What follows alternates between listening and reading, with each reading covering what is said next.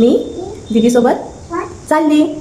तिचं फंक्शन आहे. कान्हा पण आहे. दाखवू कान्हा. ओके पाकर त्याचं. वीरू आता बाय. सकाळी तयार होऊन निघाली आहे आणि ते बाबाच्या मागे मागे जाते की बाबा आपण इतक्या सकाळी उठून तयार होऊन कुठे चाललोय हा प्रश्न तिला पडलाय. बाबा आता गाडीकडेला गेलाय.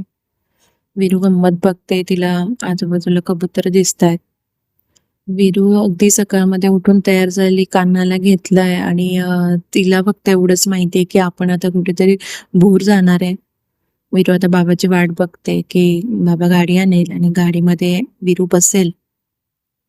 वीरू गाडीमध्ये बसले आणि तिच्या गप्पा सुरू झाल्या की आपण कुठे चाललोय, केव्हा पोचणार आहेत.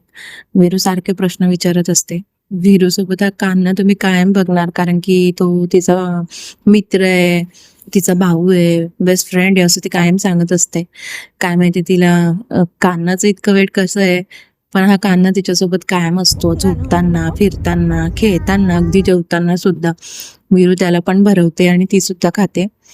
वीरू आता विचारते की अजून किती वेळ आहे बाबा, आपण किती वेळात पोचणार आहे.